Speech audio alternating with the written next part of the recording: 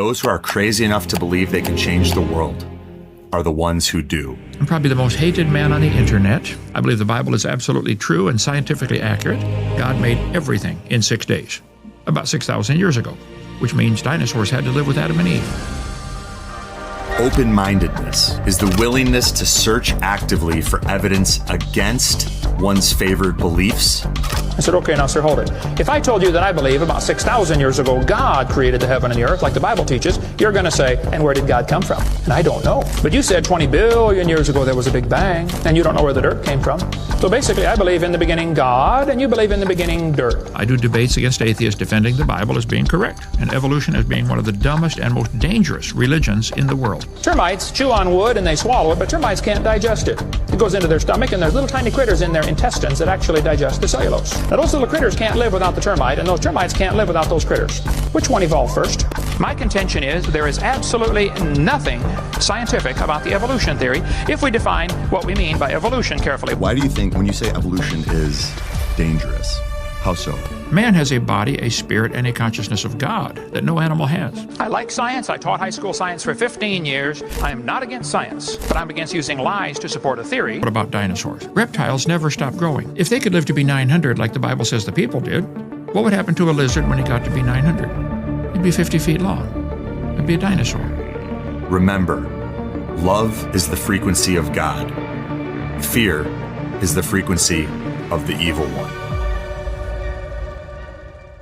It truly is an honor to meet you. I came across one of your videos a few months ago, and it was where did God come from? Mm-hmm. And you were debating an evolutionist. Three on one, yeah. And 3 against 1.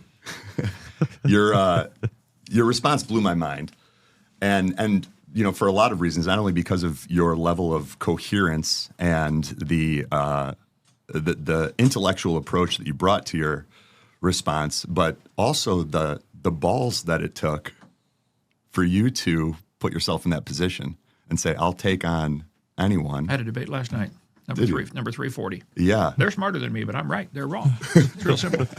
Yeah, so for our listeners who haven't seen any of your stuff, I would recommend starting where I started, which is that Where Did God Come From video. I sent it to Luke here and said, you got to check this guy out. He's a gangster. And Luke was like, he's from Pensacola, where I grew up. Yeah. And had a big influence on my life. And I was like, I'd love to have him on the podcast and have a conversation. And here we are. Yeah, Okay. yeah. Anastasia then reached out and set it up. Well, I mean, I guess for our listeners who aren't familiar with your work, how do you introduce yourself? When people say, what do you do? I'm probably the most hated man on the internet. I'm Kent Hovind. I've been a Baptist preacher almost 50 years. I taught high school science and math for 15 years. And I do seminars all over the world on science and the Bible. I believe the Bible is absolutely true and scientifically accurate. God made everything in 6 days, about 6,000 years ago, which means dinosaurs had to live with Adam and Eve. So we have a Dinosaur Adventureland camp up in Alabama, Lenox, Alabama. Just type in Dinosaur Adventureland. I do debates against atheists defending the Bible as being correct and evolution as being one of the dumbest and most dangerous religions in the world. And it's nothing but a religion. Why do you think, when you say evolution is dangerous, how so? Well, we teach the kids they're an animal, and then we wonder, why do they act like animals? Well, duh, you taught them that. See, man is different than animals. Plants there's three types of life forms on Earth. There's plant life, which has a body, but it doesn't seem to be aware of that it's alive. Then there's animals, which are different than plants, obviously, in some way. Animals would have a body and a spirit. Man has a consciousness of life. Man has a body, a spirit, and a consciousness of God that no animal has. And so we're telling. I asked the atheist last night. I do this all the time. I say, would it be wrong for you to go next door and kill your neighbor's baby and eat it? He said, well, yeah. I said, well, the lion does it to the zebra all the time. Why aren't you out there protesting that? Is there something different between lions and humans? Is there a moral code that we have that they don't have? Because they eat their neighbor's baby all the time. Okay? What is different? See, God made man in his image. And if you look at the dates in the Bible, it says Adam was 130 when Seth was born. Seth was 105 when Enos was born. Genesis 5 gives a bunch of dates, and you can add them up. And Genesis 11 gives more after Noah's flood. The Bible teaches clearly the earth is about 6,000 years old, and God made it. I ask atheists all the time, if those who believe in evolution, how do you tell right from wrong? On any topic, how do you tell right from, where's your standard? Where do you measure this by? They don't have one. How do you tell right from wrong? It's that simple. So if you teach the kids, look, there's a God, you're going to face him one day for judgment. Oh. Dylan Klebold and Eric Harris, the kids in Columbine High School that did it, shot everybody, shot 12 kids and their teacher and then killed themselves. Okay, they were very strong believers in evolution. And they did the shooting on Hitler's birthday on purpose. Adolf Hitler was an ultimate evolutionist. He was trying to speed up the process. I got slides here if you want to see all that. But Hitler said, he said, which race of humans has evolved farther? That was his thinking. Mm-hmm. And he said, obviously, the blonde-haired, blue-eyed Norwegian. I happen to be blonde-haired, blue-eyed Norwegian, vår står det till I dag. Okay. And so he thought they were the superior race, and it really would help the world to eliminate the inferiors. I've got Hitler's hit list right here. Hitler thought, here's the list that he was going on, let's see, or close to pure Aryan.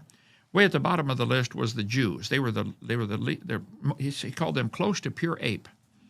Right above them was black Africans. He said they're second, they're going next. Hitler hated black people. And when Jesse Owens, the American athlete, black American athlete, won the most gold medals in Berlin when the Olympics, 1936, Hitler refused to shake his hand and walked out of the stadium. He said, it's not fair to make my men race against this animal.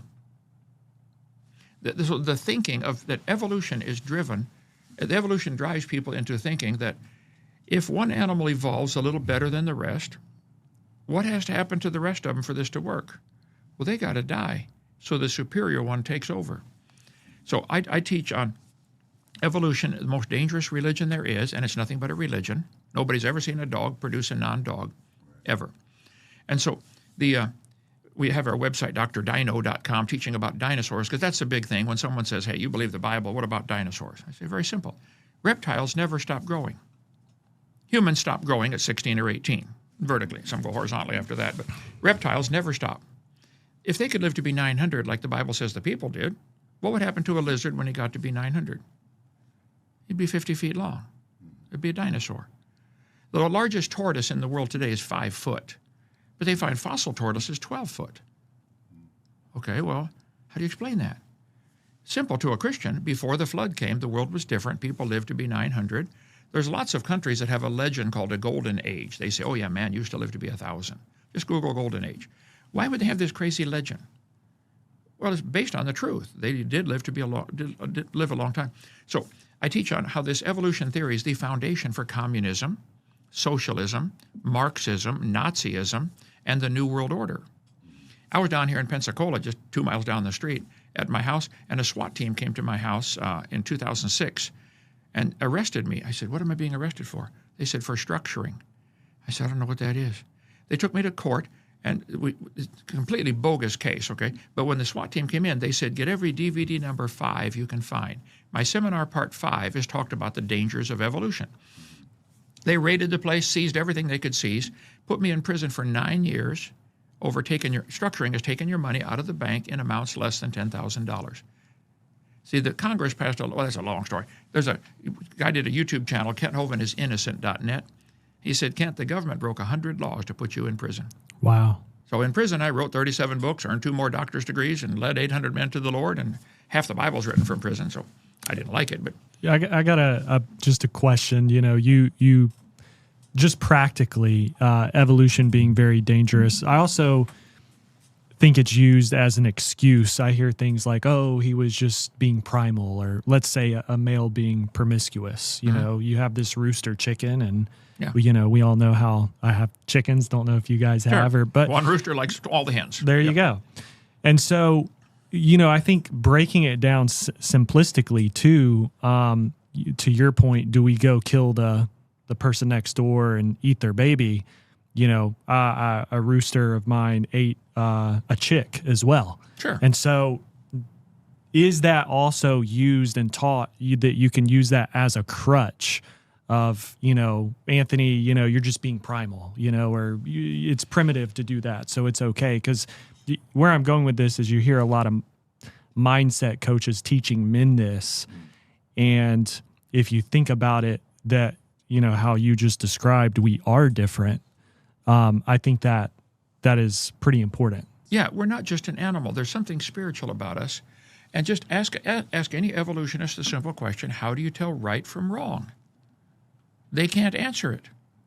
They have no way to tell right from wrong. There's no such thing as wrong if evolution is true. Is it wrong to go next door and eat the neighbor's baby? The lion does it all the day long. Right. So where's the standard for right and wrong? That's why I say, well, the kids in Columbine High School, they were strong believers in evolution. One of their kids' dad was a geologist. The geologists teach that each of the layers of the earth is a different age, the geologic column. They don't tell you that this is not found any place in the world. There is no geologic column.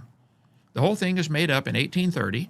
It's true the earth has layers, but how can they be different ages? I ask them all the time, if the top layer is younger, where did it come from? Did it come from outer space? Are these layers being added to the earth? How can it be different? They're all the same age. Moving it from here to here does not make it a different age. Shuffling cards doesn't make the top card younger. Every speck of dirt on the planet is the same age, whether it's 6,000 or 6 trillion. But this geologic column is actually the Bible for the atheist. That's the way they think. They think back in the Jurassic period. There's no such thing as a Jurassic period. It's such a lie. I have a whole video number 4 is called Lies in the Textbooks. I go through 50 lies that are used to present the evolution theory as part of science. Last night, the guy brought up 5 of them. I was ready right away to answer them. I said, there's no such thing as a geologic column. There, look at this. There you go. Charles Lyell made this up, British lawyer, purpose being to discredit the Bible. He was close friends with Charlie Darwin, okay? He made up the idea that each of the layers of the earth is a different age, this geologic column. They say the top layer is only 10,000 years old. The bottom layer is 2.5 billion. Where was all this dirt sitting for 2.5 billion years? How can the layers be different ages? Where did it come from? Outer space? There's no geologic column. I show them pictures like this, which blows their mind, what little bit they got left. All over the world, petrified trees are found standing up, running through all the layers. One tree, petrified, standing up, connecting all the layers. I said, guys, how long does a dead tree stand around? A couple years? If all those layers were formed in one big flood in the days of Noah, they would all form in 1 year. Sure, that's reasonable. See, if the moon is pulling the tide up and down, right now the moon pulls it, it's where it spins under the moon, so it looks like the tide to us is going up and down, okay? But that's because You do believe the earth spins? Oh, yeah. Yeah. I'm not a flat earther, and I'm not a geocentric. The earth spins, and it goes around the moon. I'm interested to talk about that, too, because anyway, the tide is pulling the moon's pulling the water up and down. Yeah. Which means if it's holding that tidal bump under the moon while the earth spins, from one side it's constantly sucking water into that bump at the same speed the earth is turning the other way. Well, at the North Pole it's turning 0 miles an hour. At the equator it's 1,037.6. Up where I live in Lenox, Alabama, we're turning 886 miles an hour toward the east. If the water was going 900 miles an hour, what would that do? Well, it would take all the rocks and roll them against each other like a rock tumbler and round them off. I live in the middle of a 140-acre old gravel pit. We have trillions of rocks that are all rounded off. The gravel layers that start in Alabama go to North Carolina. There's 500 miles of 7 gravel layers. You can dig anywhere in there and hit gravel. They make gravel pits all over the place between Alabama and North Carolina. Yeah, there's one right by, I've got 65 acres in North Carolina. There's a gravel pit right sure. there, right down the And I street. bet the rocks are rounded off. Smooth rocks. They call it river rock when you go to buy it at the hardware store. That's pure baloney. It's from the flood. The moon just simply holds a bump of water, but today the tide goes up and down and it keeps banging into stuff like continents, Florida, etc. If all the continents were gone, if you pushed them all down and smoothed out the world, there's enough water out there to cover the earth 1.5 miles deep. The oceans average 12,000 feet deep. If you had 1.5 miles of water and the tide was going up and down uninterrupted, it would become harmonic. I taught physics for years, but a harmonic tide would go up and down 200 feet. Okay, if the water's coming up 200 feet, where's the water coming to fill that bump? Where's it coming from? Sideways. It's constantly being sucked in from all sides, and from the east, it's always being sucked in at the speed the earth is turning the other way. So the water going in and out of that tidal bump is what's going to make all these layers in a few hours. Interesting. All this up in Birmingham, I just drove through there yesterday, okay? They find hundreds. This guy, he works there. He's a supervisor. He works at Troy State University. He said, yeah, we find petrified trees standing up all the time, running through 2 seams of coal or 3 seams of coal. And what do people say when you show them this? They go to a new topic. They change. I say, guys, you're telling me these layers are different ages. It is just simply not logically possible. But see, when you do this, you're attacking their Bible. This is their Bible, the geologic column. They think that way. They talk in terms of, well, back in the Cretaceous period. There's no such thing as a Cretaceous period or Jurassic. All these layers formed in 1 year from the tide going up and down. The Bible says Noah was in the ark for 7 months, and then it hit bottom. Then he stayed in 5 more months because things had to dry out and stuff had to start growing again. Well, during 7 months, you divide that by 6 hours, 12 and a half minutes of tidal change. Noah saw 880 tidal changes. The water going up and down 880 times, which sucking water in and out, is going to make all these layers in 1 year. Very interesting. And they're going to contain layers of gravel. And they say the fossils are sorted in there. The birds are on top because they evolved last. And the clams are at the bottom because they evolved first. I say, guys, clams are at the bottom because they already live at the bottom. They're the first ones buried. Wouldn't they be? Yeah. And maybe birds are on top because they're the last ones to drown in a flood. Yeah, they fly. They fly around till they run out of fuel. Then when they do die, they float. So, of course, there's a sorting to the fossils based upon body density, based upon habitat, based upon mobility. Clams can't run very fast. Maybe they're sorted based a little bit on intelligence. Clams aren't too smart. But kids are taught this from the time they're in kindergarten. You show a 5-year-old a picture of a dinosaur and ask him, what's this? Well, that's a dinosaur. He probably knows the name of it, okay? Brachiosaur, Cetosaur, Mamenchisaur. Say, when did they live? He'll say millions of years ago. The kid can't even read yet, but he's already been brainwashed into this millions of years. Yeah. That's one of the things that I find fascinating about evolution is when you ask someone who considers himself to either believe in evolution or considers himself to be an evolutionist, why they believe that.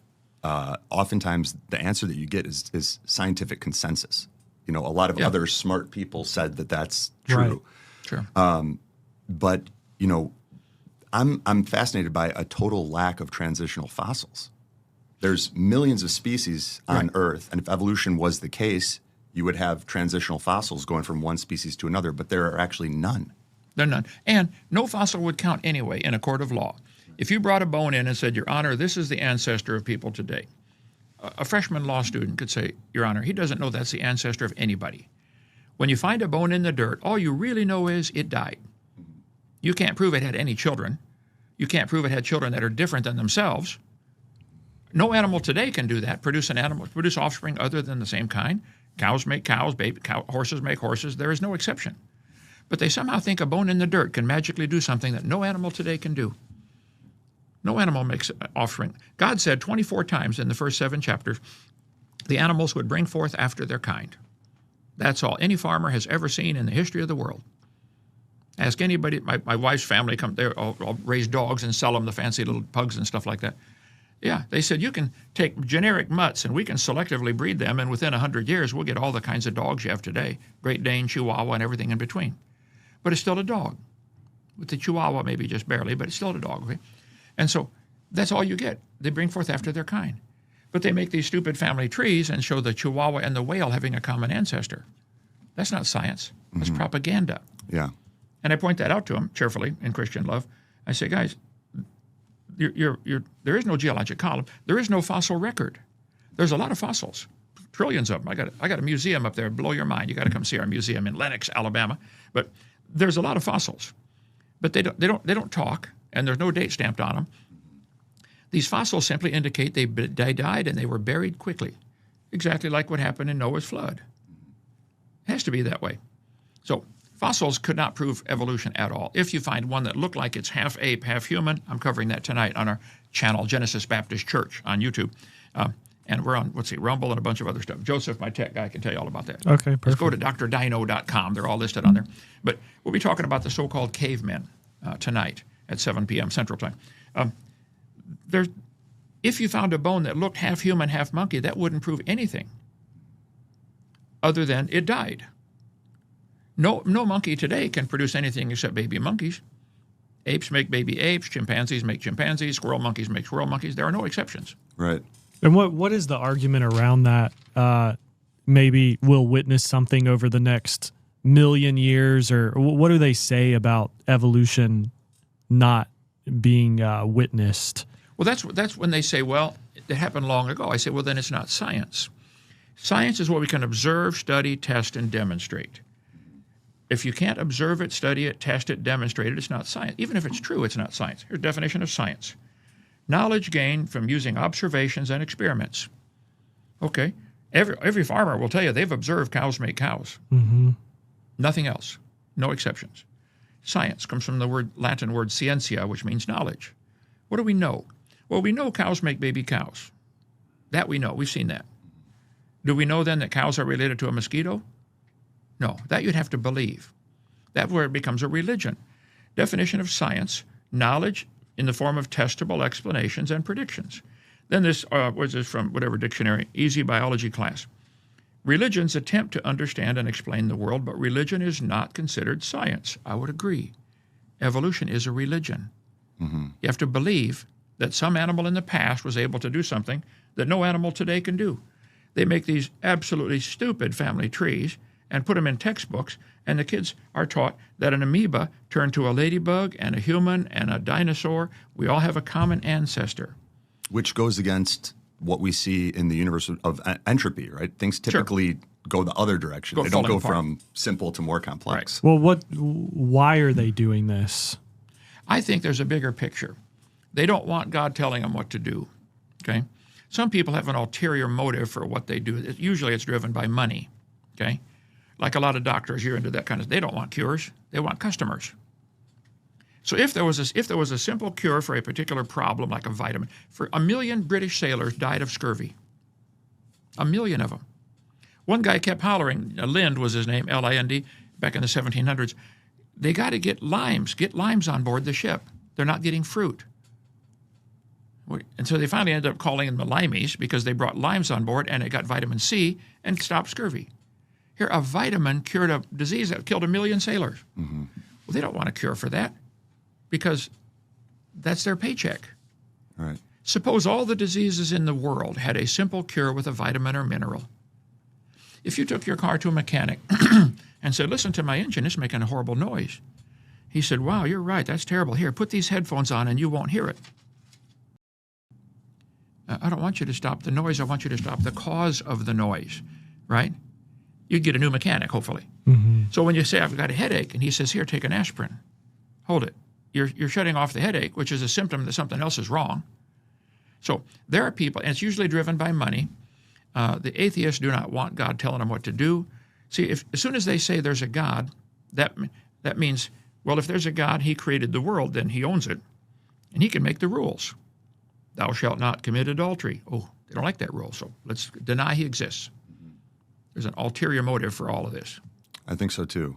Yeah. I think, what we're seeing today, especially since 2020 with what happened with COVID and the scamdemic and everything like that, I think there's it's absolute scamdemic. I like that. I'm going to use that one. I think we're witnessing a war on God, and it's been going on for a long time, and it starts with a lot of these lies.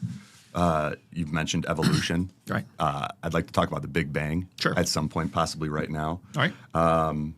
And also, the true story of how our world came together.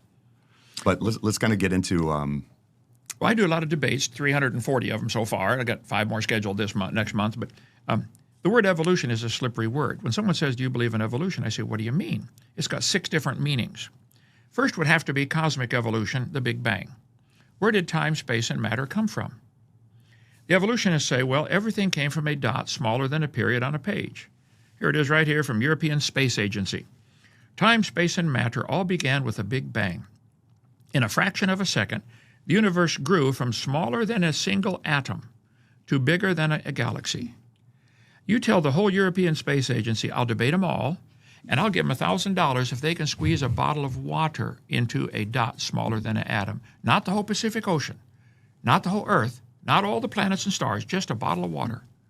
This is so stupid. For anybody to believe that, they got to be certifiably insane. It makes no sense. But they teach it from the time they're little, and the kids believe it. And that explosion formed a spherical Earth and a perfectly spherical moon. It's like you start getting into all the other galaxies and systems as well. You can't squeeze a gallon of milk into a dot Right. like that, okay?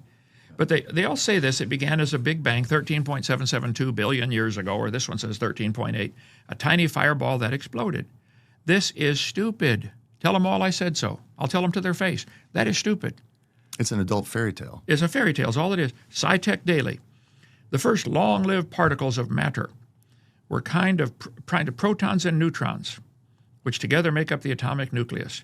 Did matter come from nothing? The evolutionists have to have an answer for how did we get here?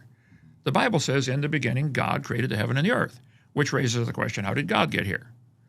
But see, the question, how did God get here, has a lot of built-in assumptions. Did involves time, past, present, future. Get here involves place. Suppose God is already, he's outside of time, space, and matter. Then the question would be invalid. It's like me asking you, why are elephants orange? You say, well, they're not orange. The question's invalid, okay? To ask where did God come from, where involves space, time. If he's already everywhere, he doesn't need to come from anywhere. He's already there. And did involves past, present, future, time. If God's in all space at all time, the question is invalid. So I believe by faith, in the beginning, God created the heaven and the earth. They believe by faith, nothing exploded and made everything. They don't admit that's a religion. But why don't they do it again in the laboratory? There is no evidence whatsoever for the Big Bang. What they observed is the stars appear to be receding away from us.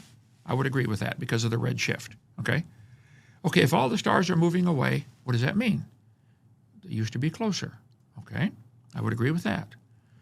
Then they say, see, that proves a Big Bang. No. 17 times in the Bible, it says God made the earth first, and then he made the stars, and he stretched out the heavens.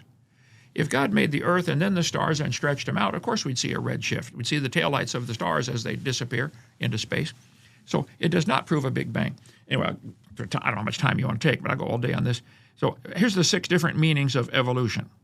First, you have to have cosmic evolution. Where did time, space, matter come from? Then you have to get chemical evolution, because by their theory, the Big Bang produced hydrogen. Okay, well, there's 92 naturally occurring elements. How do you get gold, silver, and platinum out of hydrogen gas? I'd like to learn how to do that. Okay. Then you got to have stars evolving, stellar evolution. Nobody has ever seen a star form. We see stars blow up once in a while. That's entropy. That's backwards.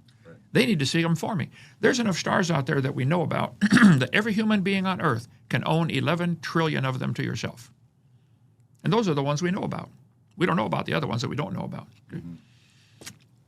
So you'd have to have stars evolving. Then you have to have organic evolution. Life has to somehow come from non-living matter. Then you have to have macroevolution, where an animal changes from one kind into another. Nobody's ever seen these first 5. They call this one microevolution, variations within the kind. I object to the term. I think it's lousy, we'll use their term. It's really just a variation. God said they'd bring forth after their kind. That's all anybody's ever seen. Nobody's ever seen anything else. Let's see, stellar, organic, here we go. Life has to get started, organic evolution. I love this one. The Earth formed 4.5 billion years ago, National Pornographic, okay? It was a uniform ball of hot rock. Yes, here we go. At first, Earth was a ball of molten rock. Okay, Earth formed, it was a hot ball of rock. This is what's taught universally in the schools, okay? And the Earth was a hot ball of melted rock orbiting the sun. Earth was a hot, viscous ball of rock. Okay? I got the references right here, National Pornographic. You can read them for yourself. I call it that all the way because when I was a kid, it was pornographic, Remember those days? Today, yeah. They really published it. Okay, here we go. Textbook kids use in school. Earth is thought to have formed 4.6 billion years ago. Let's see. Earth began as a hot ball of rock. Is that what they're saying? Okay. Aaron Ra used to be Aaron Nelson. He changed his name to Aaron Ra, the sun god, the Egyptian sun god. He's an atheist. I've debated him once. I'll do it anytime, Aaron, anytime. Bring it on, okay? He said, no evolutionist ever believed we came from a rock. Earth began as a hot ball of rock. 3.9 billion years ago, it began to rain on the rocks and turned them into soup. Here it is. Earth was a hot ball of rock, and then it began to rain on the rocks and turned them into soup. I got hundreds of references. Here's Berkeley University. I'll debate all of them anytime. Then millions of years of rains created the oceans, and swirling in the waters of the oceans is a bubbling broth of complex chemicals. Progress from a complex chemical soup to a living organism is very slow. It's not very slow. It doesn't happen at all. This is imagination. 3.5 billion years ago, the first living organisms appeared in the soup. Earth was a hot, viscous ball of rock. It rained on the rocks for millions of years. Water trapped in the minerals turned it into soup, National Geographic. Confessions of a former fireball, how Earth became habitable. Ah, okay. How did it? Earth transformed itself with the help of some weird rocks. And I can go all day on this topic, but they teach that Earth began as a hot ball of rock. It cooled down, rained on the rocks for millions of years and turned them into soup, and the soup came alive. This is imagination. This is not science. This is fairy tale. SpongeBob stuff. Primordial soup where life began. Science Daily. Woo. Primordial soup. Conditions on Earth 4 billion years ago. See, they have to answer the question, where did life come from? And then this first life form that came out of the soup had to somehow transform itself into everything else today. So that little amoeba, single-celled creature, turned into a whale and a giraffe and a pine tree and everything. It's stupid. It's nonsense. It's imagination. It doesn't happen. I say, look, you guys can believe what you want, but don't call that science. Somehow it sparked into life. Okay, I think in science class we should teach science. Evolution is not part of science. It's a religious belief. Yeah. And it has horrible effects on kids. They start thinking that imagination is part of science. And science is what we can deal with observation and testing. And I taught science 15 years. I love science. We have a science center up there in Lenox, Alabama. Come see it. We did all kinds of cool science experiments. And I like that. But this evolution should not be included in science. I'm starting a series on another channel. Somebody's having me on as a guest. The question is, I'm debating atheists, should evolution be taught in public schools?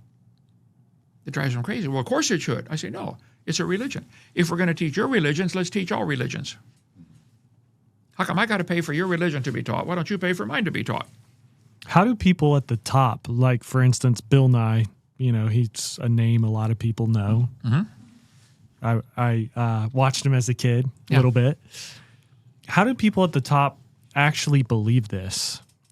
Do you think that they actually don't believe it and there's a higher motive, somebody telling them to believe and distribute this? Because it starts to sound pretty ridiculous, obviously, pretty quickly. Yeah.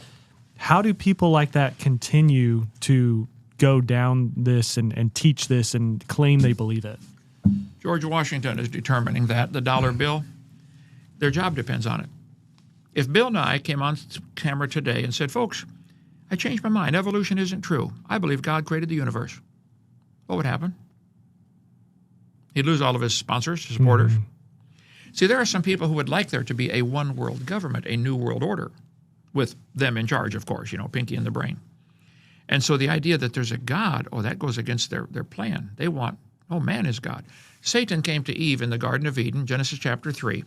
The first thing he said to Eve was, if you do what I say, honey, you get to be God. You eat off that tree, you can be God. And that same lie is what evolution is. Man is evolving from an amoeba up through the fish, amphibian, reptile, mammal, and finally we made it. Really believing something doesn't make it true. There was a time when everybody said it's not possible to have a heavier-than-air object fly through the air. The Wright brothers came along, Wilbur and Orville. So we think we can do that. All the scientists of the day said, that's wrong, can't be done, you're crazy. Guess what? All the scientists were wrong, weren't they? Mm-hmm. The guy last night said, well, the majority of scientists believe in evolution. I said, you might be right about that. That doesn't make it true. I'll debate them all, one at a time or all at a time. Line them up. Okay? There is no evidence for the first 5 meanings of the word evolution. It's something they believe in. It's a religious belief. So this is their timeline. 3.13 billion years ago, there was a big bang where nothing exploded. Earth formed, hot ball of rock, it rained on the rocks for millions of years. Life formed in the rocks, and then slowly evolved into everything. They make these family trees like it's part of science, and it's just simply nothing but a religious belief. Mm-hmm. I ask him in the debates. I purposely ask him just to make fun of him. I have a chart behind me in my office there. I'll say, "Are you related to a ladybug?" The guy last night, I said, "Are you related to a ladybug?" He said, "Well, we have a common ancestor." Okay, well then you're related. I asked Professor Dave. What did I ask Professor Dave? Is he related to a strawberry? Yeah, he's a strawberry. I got a whole chart of each one ask a different question. Are you related to a potato? Oh, yeah. You related to a worm? Oh, yeah. I like making fun of them. It's stupid what they believe. Right. And it's dangerous. Where's the right and wrong standard? In medicine, your field, okay? Where's the right and wrong standard? Is it okay for a doctor who needs to make a Mercedes payment to recommend extra surgeries just because, it needs a few thousand more? See, what would stop that from happening? Does government have to get involved and stop that, or should they have a conscience that stops that? But see, if there's no God, there's no conscience. What's right and wrong? See, what's right to the terrorists, the Hamas, they really think they're doing the right thing. Hitler thought he was doing a good thing. Kill off everybody who's not blonde-haired, blue-eyed. That'll speed up evolution. Stalin was a very strong believer in evolution. People are expendable. You got too many people, kill them. Take a look what's happening in China right now, communist country. Do you have any rights over there? One guy came back from China. His friend said, "How'd you like China?" He said, "I can't complain." Yeah, can't complain is right. Well, and now, in our country, they're even destroying, what is a woman, what is a man. There's no truth to that anymore. They're teaching this in schools. And so how does this just keep going? It maybe started with this, but I think there's a lot of things that it's all connected. Why are we fed processed foods and, sugars poured down, our throats, and we get diabetes. And there seems to be all of these underlying things to kind of destroy mankind. And I believe that starts with destroying the narrative of God. People who want to rule the world like Pinky and the Brain. In 1919, after World War I, the Allied soldiers discovered a document called the Communist Rules for Revolution. People argue whether it's legitimate or not. I think it is. If it's not, they sure followed it either way. One of the rules for revolution, of the communist revolution, was lower the population to 500 million. Which is on the Georgia Guidestones as well. Well, they blew them up, somebody finally. Yeah. Why would they want to lower the population? Well, so that it's easier to control. Only 500 million people. That's what all this global warming scare is all about, and all this save the planet stuff, and go stand in front of somebody's car while they want to go to work, block the traffic. They're calling it climate change now because the global warming thing wasn't really panning out. Just changing the climate, yeah okay. They don't realize all the people in the world, the whole world's population, 8 billion people, right now, could fit in Jacksonville, Florida. Mm-hmm. The world's not overcrowded. I say, guys, if it's overcrowded where you are, move. Come to Lenox, Alabama, 30 people in our town. Okay. Mm-hmm. Yeah, when you fly over most of the U.S., it's nothing. It's nothing. Yeah. But even if it was, it's not. Is it some person's decision? Is it their right to decide, I get to live and you don't get to live? I tell them, look, if you think the world's overcrowded, go kill yourself. Don't kill somebody else. Go kill yourself. Why not? They get to live. Mm-hmm. So it all goes back to Pinky and the Brain. We're going to rule the world kind of stuff, And I'll see if I can find the Communist Rules for Revolution. But they're following it to a T. Reduce the population, like the Georgia Guidestones. Mm-hmm. How can you reduce the population? Well, you could stick a needle in somebody when they're a baby and put some poisons in that don't act for 20 years. Mm-hmm. Delayed reaction. You could put hormone blockers in those needles you put in the babies, and then when they grow up, they don't know if they're a boy or a girl. Mm-hmm.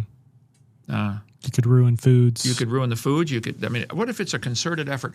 What if it's above all humans and it's satanic or demonic? Right.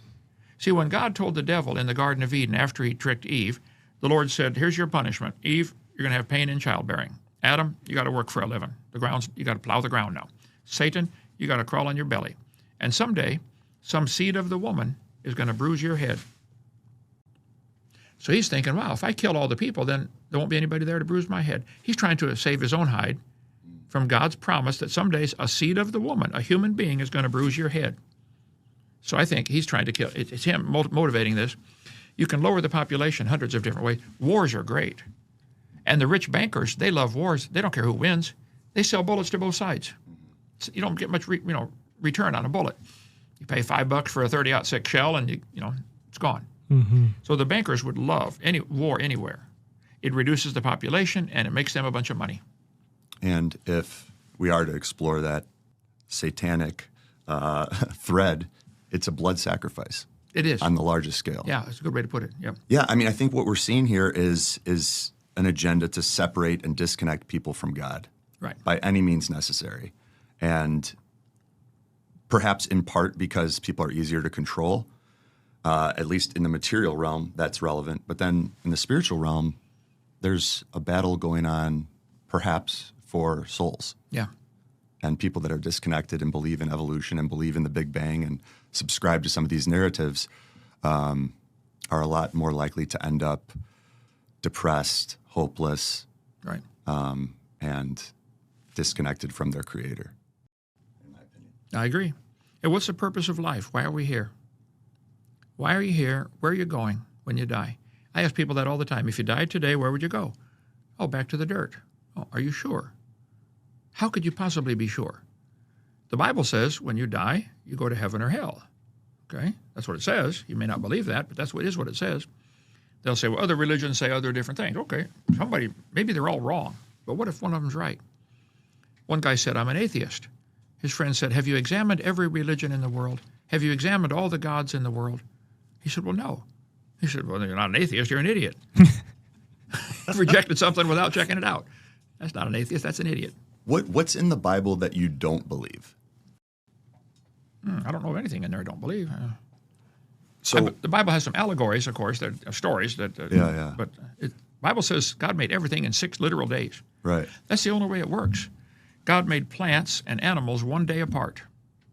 Well, animals need plants to live. Plants need animals to pollinate them. If they evolve first, if the plants evolved millions of years before the animals, how did they get pollinated? Mm-hmm. Which evolved first, the male or the female? I ask atheists that all the time. You got to have this trillions of times over with your ladybug and your grasshopper and your camel and everything. If the male evolved 10 years before the female, or if he evolved 50 miles away, you got a problem. Mm-hmm. Why would he evolve all the equipment to make sperm and deliver it if there's no female? Why would the female evolve all the equipment to receive the sperm and grow a baby? I mean, it's complicated. There's a lot of biology involved in both of those, okay? Right. That you think it happened by chance? They have to say yes because they don't want God telling them what to do. Yeah, it's fascinating to explore these things, and I don't claim to have all the answers. I do think, and you guys probably both know the Bible better than I do. But correct me if I'm wrong, in the Bible, doesn't it talk about the earth having, a dome over it, right. a firmament? And Yeah, there's a biblical earth a lot of people refer to with a canopy. What are your thoughts on that? Well, on my seminar part 2, I cover all this. I completely agree. Now, some other creationists do not agree, and they're wrong. I'm right, okay? If you read Genesis chapter 1 and 2, it's in there, clear as a bell. You can open it up here. God said there was going to be water above the firmament. Mm-hmm. And a couple verses later, it tells us the firmament is where the birds fly. He said they would separate the waters with the sky, right? Let the firmament separate the water from the water. Mm-hmm. So it's real clear in the Scripture that there was a layer of air above the earth, which there still is, and there used to be a layer of water above that. I think it was probably ice. The Jews have always taught it was 2 or 3 fingers thick, a canopy of ice over the whole world, like a big greenhouse. Now, how they knew that, I don't know. Maybe God told Adam, and he passed it on. But the fact is, they have always taught there used to be a layer of ice above the earth, like a big greenhouse. Super cold ice, when you get ice down to 400 below 0 Fahrenheit, it becomes magnetic. You can pick it up with a magnet. The crystal molecules arrange themselves separately or differently. So here we go, right here. Crystal and canopy. Here's the verses right here. Genesis chapter 1, verse 1 in a King James Bible, 204, says, in the beginning God created the heaven, singular. Almost all the new Bible versions changed it to heavens, and that's a mistake. It was earth and heaven. Then later, he divides it up into 3 slices. There are 3 heavens mentioned in the Bible. Paul said he died and was caught up to the 3rd heaven, where God was. The 1st heaven is where the birds fly. We call that the atmosphere. The 2nd heaven is where the stars are. We call that outer space. The 3rd heaven is where God lives. God said, let there be a firmament, reading Genesis 1:6, let there be a firmament in the midst of the waters, and let it divide the waters from the waters. Some people say it must be the dirt, because that divides the water from the water. No. God said, let the waters bring forth abundantly the moving creature that hath life, and fowl, birds, that fly above the earth in the open firmament. The birds don't fly in the dirt. Okay? The birds fly in the air.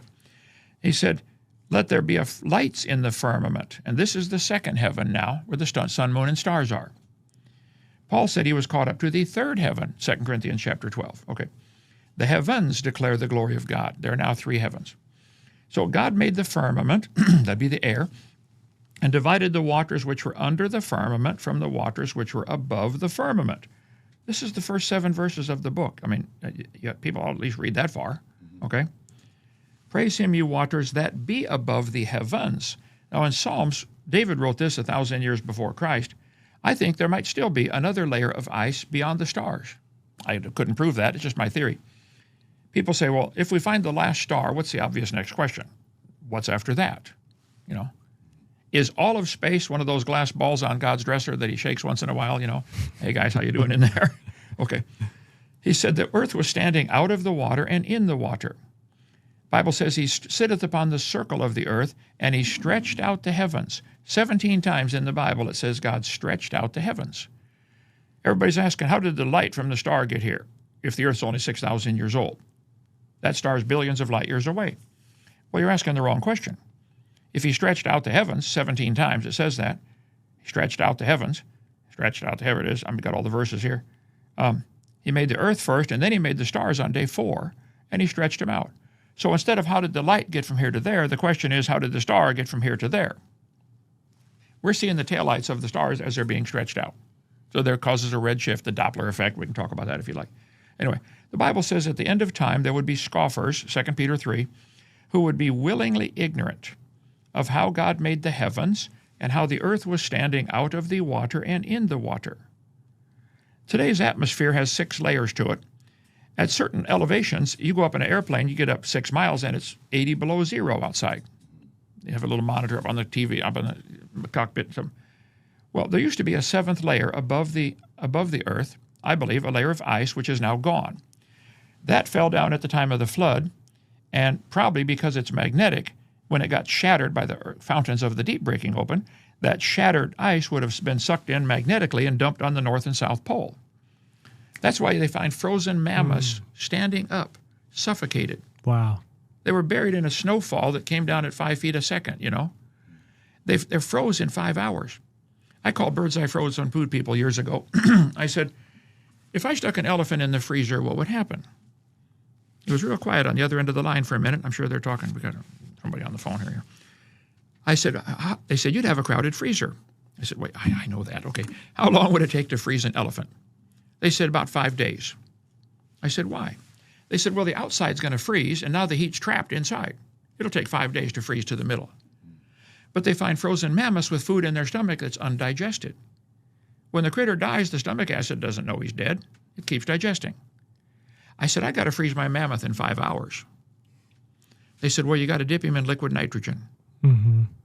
Okay, well, that doesn't occur naturally on Earth, but outer space is that cold. If there was a canopy of ice suspended by the Earth's magnetic field, or maybe by simple air pressure, that canopy of ice would block UV light. That's one of the reasons they live so long. The second reason is they had greater air pressure to live under. It would block UV light. It would increase air pressure. It could have been held up like an inflatable building, or like or by magnetically, or maybe both. Okay, I go through all the mathematics on that. Now, does this explain people living, 900 years old? And reptiles living to be 900 and getting 50, 80 feet long, the dinosaurs. Got it. Yeah. And another component may have been that oxygen levels were higher at that time, and the Earth's magnetism was stronger. Well, we know the oxygen levels were higher. Yeah. Magnetic ice, here's a Physics World magazine. Ice can be turned into a magnet by simply getting it cold enough. It'll float on top of another magnet. Okay. I hadn't heard that. The Jews have taught in the book of Josephus, he said on the second day, God made the heaven above the universe, surrounding it with ice. Why would they teach that? Here's Josephus. He placed a crystalline firmament around it, around the world. The thickness was 3 fingers. This guy said the thickness was 2 fingers. And Jews fight over everything. I'm sure they had started the Church of the Two Fingers and the Church of the Three Fingers. Okay. Fact is, there's a couple inches of ice completely surrounding the world. That would do multiple things. Here's the Legend of the Jews book. Second day, God made the firmament, and a crystal stretched forth over the heads. He made the crystalline into a solid. The firmament is 3 fingers thick. And so, if there was a crystalline canopy around the earth, that would do multiple things. It would block UV light. It would increase air pressure. I climbed Mount Rainier years ago, and man, up at the top, I could hardly breathe because the air's too thin. And I'm only 3 miles up. You go to Mount Everest 5 miles up, you can't breathe up there. But the air goes out for 50 miles. If you could squeeze all of our air down into 10 miles, everybody at the surface where we are would have double the air pressure. So every time you take a breath, you're getting twice the number of oxygen molecules. You could run for hundreds of miles without getting tired. Yeah. Yeah. They probably also didn't have as much glyphosate back then. Probably a lot of things they didn't have back then. It says he stretched out the earth above the waters. There was also not only a canopy of ice above, and all this is covered on my seminar part 2, there was water under the crust of the earth. That's where the flood water came from. God designed the earth to be inhabited. Today, only 3% of the earth is habitable. 71% is underwater, 10% under ice caps, 10% desert, a bunch of mountain ranges. So if God designed the earth to be inhabited, most of the water that's now on top in the oceans used to be inside. And the Bible says the fountains of the deep broke open. The water came shooting out when the fountains of the deep broke, Genesis 7:11. That water shooting up, if it's under pressure, let's just pick a number and say there was a 10-mile thick layer of rock on top of this water. Well, I do the math on here. 10 miles of rock, how many pounds it would produce? 60 tons, 60,000 pounds per square inch. Well, that's enough to launch rocks into space. They would reach escape velocity. So as the water is shooting out of these cracks where the earth cracked, the earth is still cracked up like an eggshell. There are fault lines everywhere. That's from the flood of Noah. The water went shooting out. The stuff that off the edge of the cracks would get ripped off and launched like a rocket. That's what shattered the canopy, I believe. Mm-hmm. And that canopy, then super cold snow up there, is going to be sucked in and dumped on the North and South Pole. And you get an instant ice age. And some of the rocks would come back and hit the Earth from gravity if they didn't launch them fast enough. We have craters all over the Earth. Behringer Crater, I've been out there in Winslow, Arizona. That would cause the crust of the Earth to sink in because the water underneath is escaping. Well, if the crust sinks in a half mile, pick a number, half mile, that's going to speed the Earth up in its spin. If an ice skater is spinning and they pull their arms in tighter, they spin faster. Okay? If the Earth sped up a little bit because of the switching of the rock and the water, now you switch positions, the mass is more concentrated, the Earth would speed up. That's why I think all the ancient calendars had 360 days in a year. Now we have 364.2422, whatever it is. Mm-hmm. I think the Earth sped up a little bit because of the contraction of the mass. And today the Earth is slowing down. It's been slowing down ever since it's been measured. I ask atheists, they say, how the Earth is billions of years old. I say, well, guys, let me ask you a question. You're aware that the Earth is slowing down? Yeah. The Earth slows down 1,000th of a second every day. That's why we have a leap second. You can Google leap second. Every year and a half, they have to add a second to the clock because the Earth is slowing down. It's slowing down because of tidal friction banging into the continents, because of the Coriolis effect of the winds, because of lunar drag. They know why. That means the Earth used to be going faster. You go back in time a few billion years, that becomes a problem. The Earth would be spinning so fast, it would flatten out like a Frisbee. Maybe there was a flat Earth billions of years ago. Okay, and everything would fly off. Yeah. You can't have a billions of years old Earth that is slowing down in its spin. The moon gets further away from the Earth every year. We're losing the moon 1.5 inches a year. They've known that for a long time. Well, that means it used to be closer. So is the moon, so you believe the Earth is spinning and that the rate of that spin is slowing down. The moon in its orbit around the Earth, how are they maintaining where we still see the same side of the moon? Well, the moon is what's called gravitational locking. The moon is spinning once every 27 days. Right. It's also orbiting once every 27 days. So the moon is spinning, but it's just right. It's been that way for so long that the mass has pulled toward us and it's locked. It's a little heavier on our side than the other side. Right. So it's gravitational locking, they call that. So yeah, It's not worth getting into those arguments, but the crust of the earth, I think, sank in. The water came shooting out. The basalt underneath that would rise up and into the crack, causing the continents to slide away. And that's why we have wrinkled mountain ranges all over the world, like wrinkling in your carpet. Lateral compression of the rock, of all these layers, would make them bend around. Picture back here. If you look at these rock layers, these compressed layers, there are no internal fracture marks. All the layers were soft, they were all bent, and then they hardened. Like a whole stack of pancakes, you bend them. If each layer is a different age, this one was already rock. By the time this one was down, you try to bend it, it's going to crack. There are no internal cracks. We covered that on video number 6. So there's still water under the crust of the earth. When they went down to the bottom of the sea, they found hot water vents shooting up into the bottom. They say there's probably 10 million of them, thermal vents. Well, if there's water shooting up into the bottom of the ocean, where does it have to be coming from? Lower than that. There's still water trapped down there. They say there might be 10 oceans worth of water in the crust of the earth today. In my seminar, I cover this canopy of ice above would block UV light. It would increase air pressure.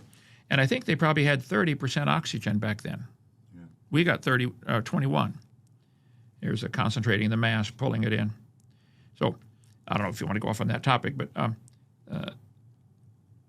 the earth is still cracked up. That all happened, I think, at the time of the flood. Some of the plates are still moving, and they got earthquakes and volcanoes, and and they're about to get really bad. Just had a big one. Where was that? Korea? South Korea? Japan had one. Iceland's got a bunch of them, yeah. So at the end of the flood then, when Noah got off the ark, the ice caps were still huge. Came all the way down to Kansas City, Missouri. Well, if the ice caps are bigger, guess what? That means the oceans are smaller because the water's still frozen at the North Pole. It would take hundreds of years for that to melt from Kansas City back to Alaska, okay? So when Noah gets off the ark, the oceans are smaller, which means the continents are bigger, which means you could walk anywhere in the world. The guy last night said, how did the kangaroos get to Australia? Well, they hopped. How? There's a bunch of water in the way. The water between Vietnam and Australia is about 30 feet deep. If you lowered the oceans 200 feet, oceans are 12,000 feet deep. Take 200 feet out, freeze it, stick it on the North Pole. Now, everything is connected. Atheists say, do you believe Pangea? Do you think Africa and South America were ever connected? I say, they're still connected right now, underwater. What do you mean, were they connected? They're still connected. They say, yeah, but it looks like they'd fit. Well, my house and the neighbor's house would fit if I slid them together. What does that prove? Nothing. It's a coincidence based on the water level. But anyway, so that's what long answer to your question. I defend the Bible. I think the Bible's correct, scientifically accurate. God made everything in 6 days. And the flood explains the geology, all the layers. Why do we have fossils at all?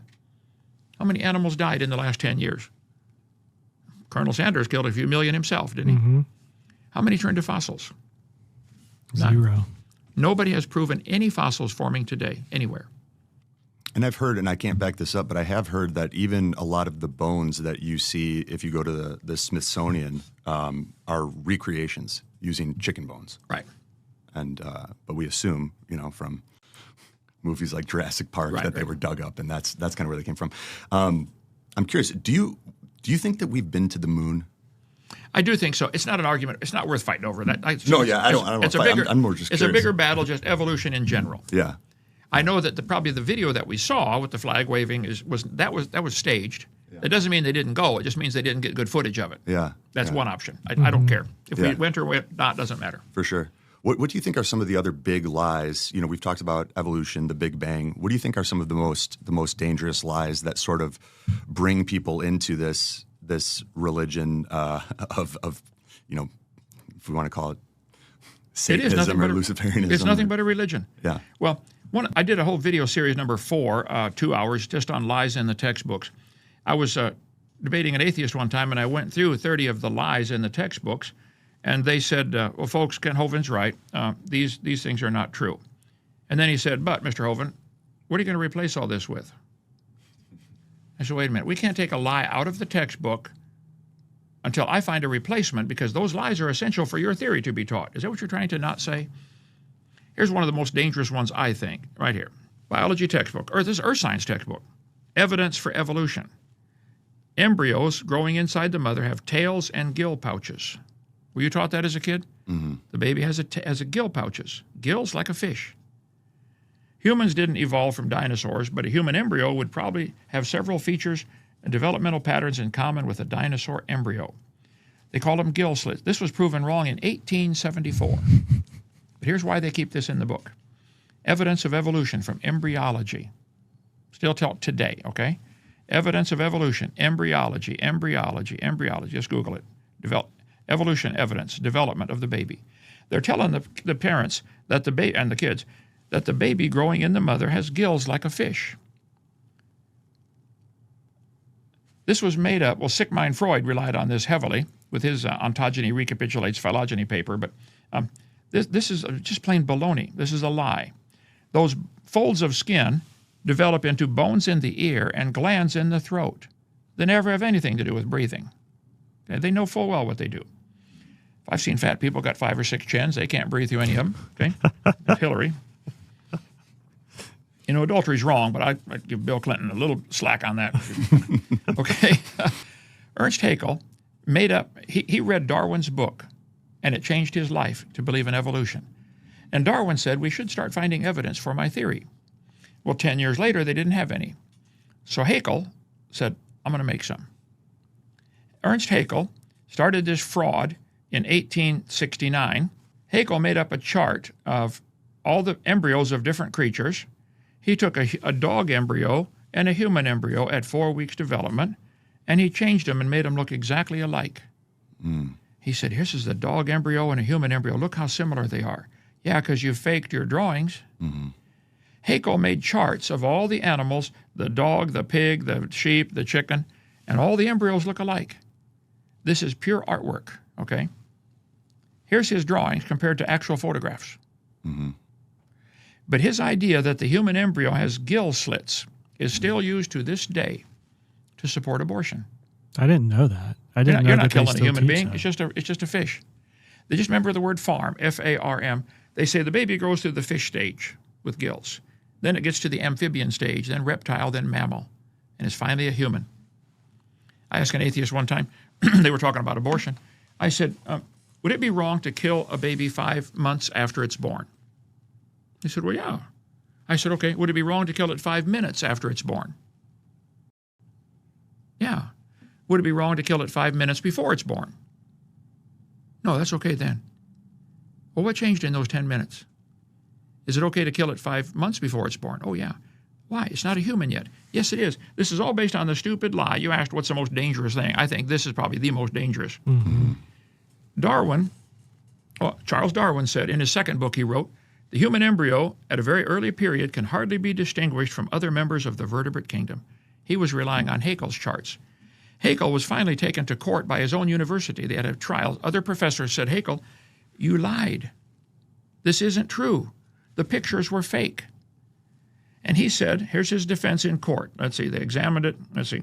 Haeckel said, well, other professors, he confessed to drawing from memory. He was convicted of fraud at the University of Jena in Germany. Drawing from memory. The drawings persist. They still do this. Here's evolutionary textbook used at University of West Florida right down the street. Yeah. Okay, 20 years ago. They're probably still teaching this. That they got Haeckel's fake drawings. This chart was proven wrong. He made up the drawings in 1869. 1874, 5 years later, they had a trial, and he admitted, you're right, I lied. Okay, so this has been proven wrong since 1874. Why is the University of West Florida still teaching this? They don't have any other evidence. University of North Dakota, 2005, I got a whole textbook collection. They're still teaching it. I downloaded that a couple months ago. Berkeley, California, still teaching it. Mm-hmm. They don't have any other evidence. And this is the opposite of man being made in God's image. Oh, exactly right. It's the polar opposite. But see, it's the inversion of that. This justifies abortion, which goes back to lower the population. Mm-hmm. Yeah, and sacrifice, perhaps.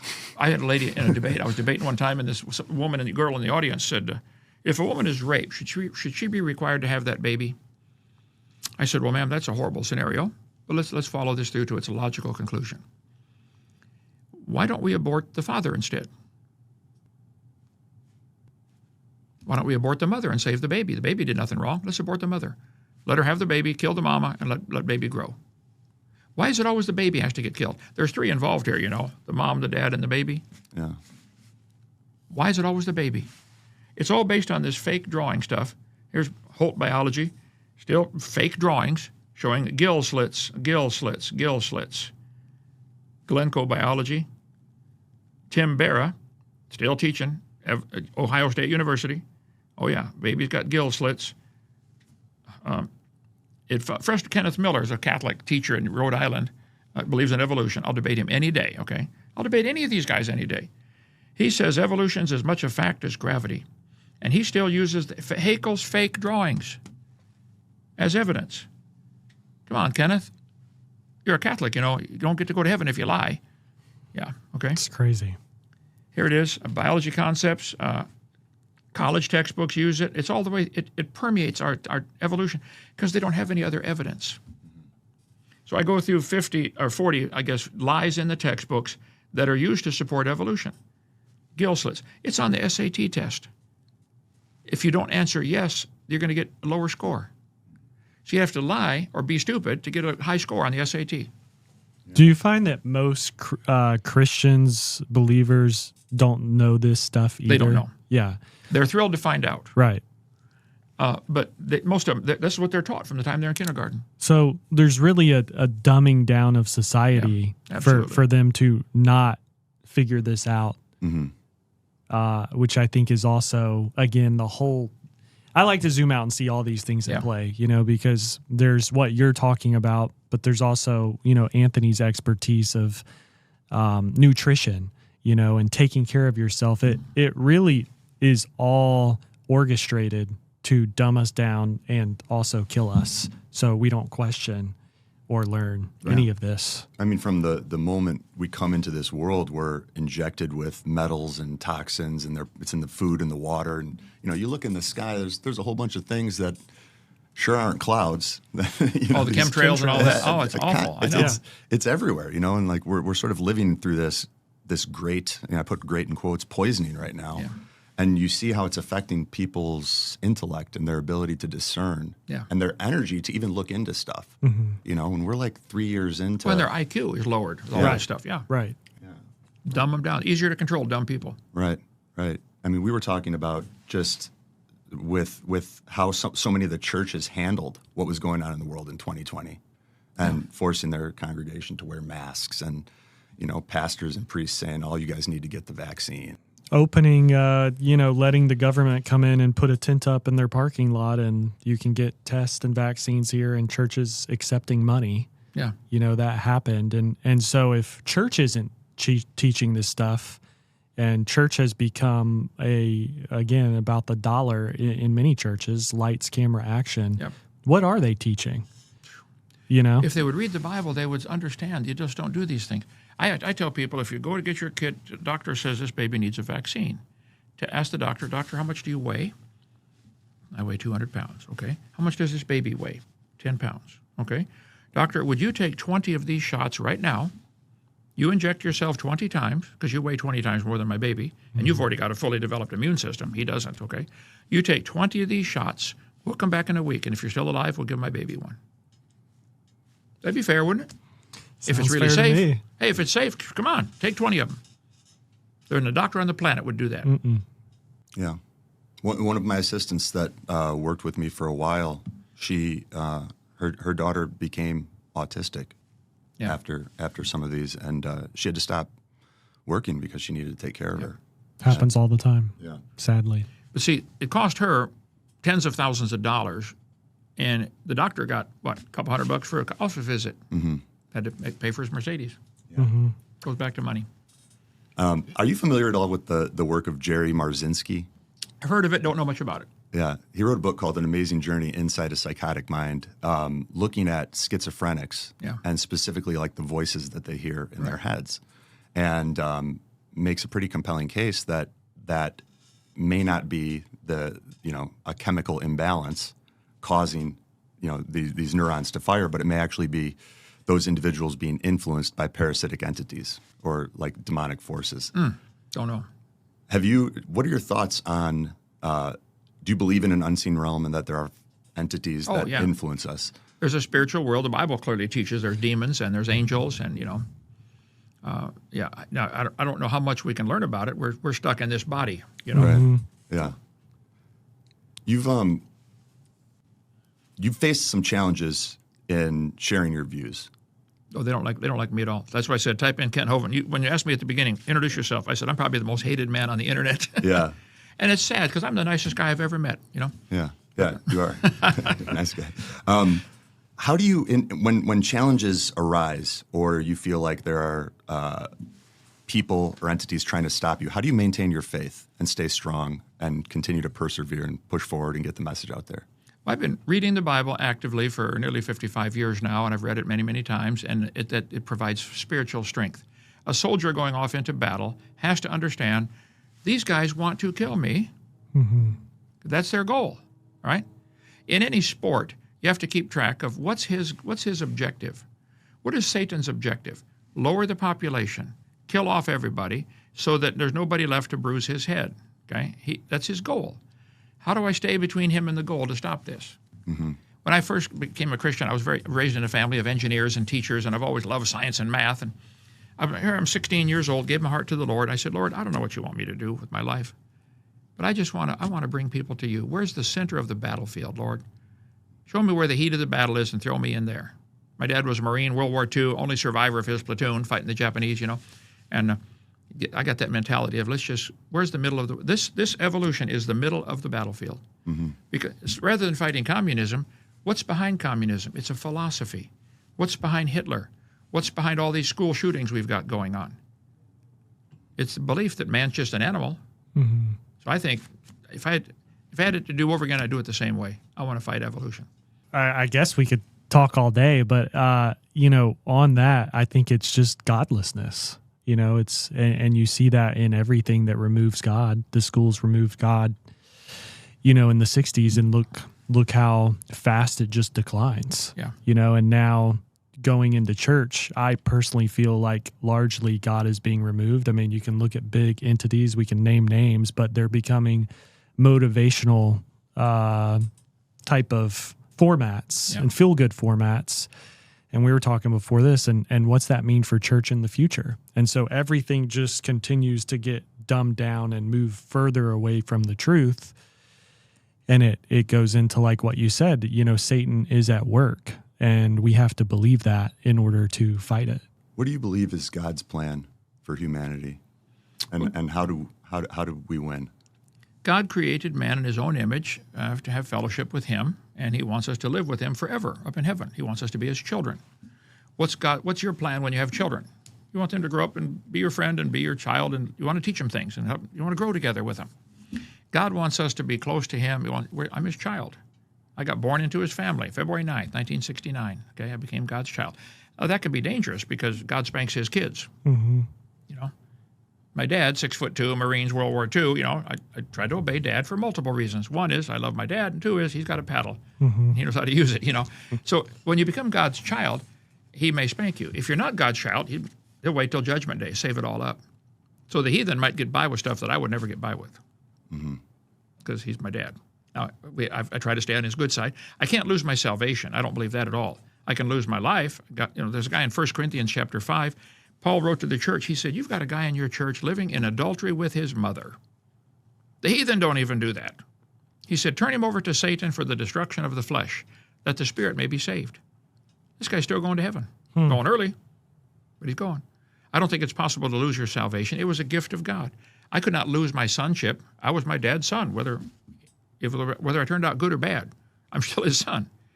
Now, I could lose my fellowship with my father. I could lose my rewards with my Heavenly Father, but I can't lose my sonship. That's an argument Christians have over, can you lose it? I say, absolutely not. If you could, it wasn't eternal life that he gave you. Right. But you asked about the lies in the textbooks. That's probably the biggest one, but I got 30 more if you want to go over some of them. But yeah, I'd love to hear anything else that you're compelled to share that you think will help our audience better understand some of these lies and better protect themselves from these influences. They teach the kids uniformitarianism. The way things are happening today is the way they've always been happening. That's what they teach in the textbooks. Here is Purdue University. There's a gash cut right across this dam. Did that happen slowly? No, I think probably the lake overflowed and it washed it out in minutes. Grand Canyon probably formed in 1 week. 1 week? What? Oh, yeah. That little creek at the bottom did not form that gash in the dam. It was a washout, and now it's just a little creek flowing down there. Here's Grand Canyon. I've been top and bottom of Grand Canyon, love studying Grand Canyon. I taught her science 15 years.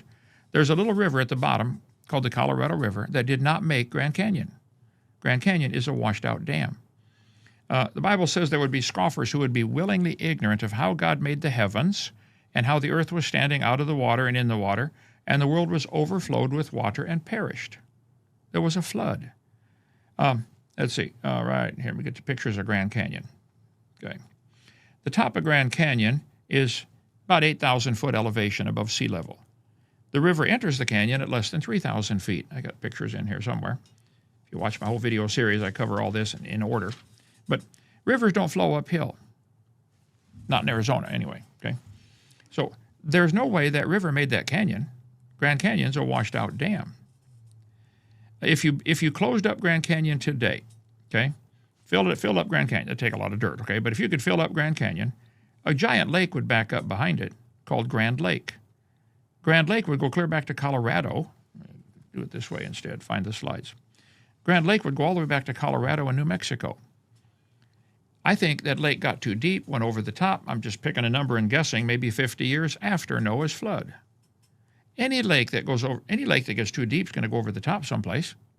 It'll find the lowest point and start carving a groove. And the more the water goes through there, the faster it goes, the more it picks up sand and gravel and becomes liquid sandpaper, and would carve out Grand Canyon in a week. Interesting. I hadn't thought about that. There's a great big ridge running across Arizona with a gash across it called Grand Canyon. If you plugged up that gap, a big lake would fill up behind it, clear back to Colorado and New Mexico. That lake, when it got too full, went over the top and started carving out the canyon and probably washed it out in a week or less. On the west side of the canyon, the rivers that come together join up. Most rivers come together at acute angles less than 90 degrees. Normal river patterns, they come together and keep going the same way. And that's true on the west slope. But on the east slope of Grand Canyon, the rivers flow backwards, hit the main channel, turn around, way past 190 degrees, and come out. That was a lake draining, so the water's running off the backside of the hill, hitting the channel, and then turning around and coming out. I show pictures if I could find them here. But there's lots of evidence that Grand Canyon formed rapidly by a lake draining, not by slow, gradual erosion. So I'll find it in a minute. Maybe Anyway. we should talk about Hitler. About Hitler? Yeah. There's a lot of stuff here. What made you study Hitler? Well, my dad fought World War II and was. Yeah. I love studying history, and but my dad, we were always watching war movies together. You know, Hitler deceived. Well, 55 million Germans followed Hitler. Is it possible for the whole civilization to be deceived? I think we've got the majority of scientists in America are deceived into believing this evolution theory. I think they really, honestly, sincerely believe it. Like the guy last night, I think he really believed it. I think we got stumped quite a bit when we talked about different things, like, wow, you're right, that doesn't work. So the whole nation got deceived. Hitler. I mean, the education system as well, a lot of these bright young minds come out and they've been led to believe that science, is only exists in peer-reviewed papers. They're no longer going out into the field, observing, thinking, discussing. If it hasn't been peer-reviewed and published, then it's not real science to them, which leads to a situation where if it's not already consensus in academia, there's no innovation with that model. So what does peer-reviewed means? Everybody agrees. Yeah, exactly. Okay, tell that to the Wright brothers. Mm-hmm. Everybody agreed you can't do this. Well, they did it anyway. Tell that to the British who a million sailors died of scurvy, and all the peer-reviewed papers said we're still looking for a cure for scurvy. It was fruit, vitamin C, simple vitamin. See, your car needs lots of things in order to run properly, and if it's deficient in one of them, something's going to go wrong. If you don't have enough oil in your crankcase, something will go wrong. If you don't have oil in your differential, something different's going to go wrong. If you don't have any brake fluid, now you have a different problem. It's all a deficiency of something, okay? If your body's deficient in certain vitamins or minerals, certain symptoms show up. It's that simple. Majority opinion. Does majority opinion in China prove that communism is good? How many articles are there critical of communism published in the Chinese papers? None. Why not? Yeah. Yeah. Okay. Does majority opinion prove that Islam is good? They've got their fact checkers too. Well, how many articles are published in Muslim papers to say Muhammad was not a prophet? None. So they can use the same argument, peer-reviewed. You're going to lose your head if you don't agree with them. Behead those who insult Islam. This kind of rallies they have over there, okay? Does majority opinion in Germany prove that Hitler was good? A lot of folks believed it. 55 million of them. How many articles got published in German papers back then saying Hitler's a bad guy? 0. 0. Outlaw the opposition. They'd line them up and shoot them. They don't agree with Hitler, shoot them. Atheist majority, 60%, are sizable minorities. It's in the Soviet Union, okay? You don't dare. How about North Korea? How many articles are there critical of his stupid haircut? Nope. I bet you wouldn't have one, would you? You have to have photos in your house honoring them. Oh, yeah. You know? Yeah. North Korea cracks down on dissidents just because they don't have respect for Kim Jong-un. So to me, the argument for majority opinion is stupid on its face, okay? So just because some scientists don't believe in creation doesn't mean it's not true. So anyway, that's our ministry, is to teach God made the world. I tell people, if you watch my video series, at the end, it's 18 hours long, $50. You can get it on drdino.com. I said, at the end, you're going to say, wow, the Bible's true. And then about a week later, you're going to sit up in bed in the middle of the night and say, oh, no, the Bible's true. Oh, no. I better change my lifestyle. Yeah, that's the whole goal. We've had hundreds baptized, saved and baptized out at our place, and lives changed. And that's all we want to do, is just glorify the Lord. Yeah, I mean, I just have a lot of respect for what you're doing, and in helping people to find their faith. Yeah. And showing them the true nature of reality. So thank you for the work you've put in. Is there anything else that you'd like to share with our listeners while you've got them? I mean, they know they can go to drdino.com and get the jump drive and the 18 hours of videos. You've got Genesis Baptist Church and Kent Hovind Official on some of the non-censored platforms. Well, do you get into cancer at all? Are you allowed to, without shutting you down? They won't shut you down. We yes. If you say the word a lot, then you end up getting that episode will get flagged. But we're already pretty much flagged and shadow banned on just about every platform. Okay. So I found let it rip. Well, in Genesis chapter 1, the very first chapter of the Bible, God said, Adam, eat the fruit, the vegetables, and the seeds. And we don't do that. We eat the apple and throw away the core. I eat the core. Yeah. Eat the peach, throw away the core. Pit. The seeds to almost every fruit contains vitamins that'll, I think, cure cancer or kill cancer cells. Yeah, B17. B17. Yeah, I've got a bag of apricot seeds back at the biohacking house. One guy said, don't you know it's got cyanide in it? I said, yeah. Did you know water has hydrogen, which is explosive, and oxygen, which supports combustion? Yeah. Why would you spray 2 explosive gases on a fire to put it out? Because together it makes water and it puts out the fire. Mm-hmm. The cyanide locked in with benzaldehyde in the apricot seeds kills cancer cells. Yeah. There's a book called The Cyanide Cookbook for people with cancer. Yeah. I had cancer coming out of prison on my cheek from all the malnutrition in there. I took apricot seeds and apple seeds and it went away. Really? Yeah.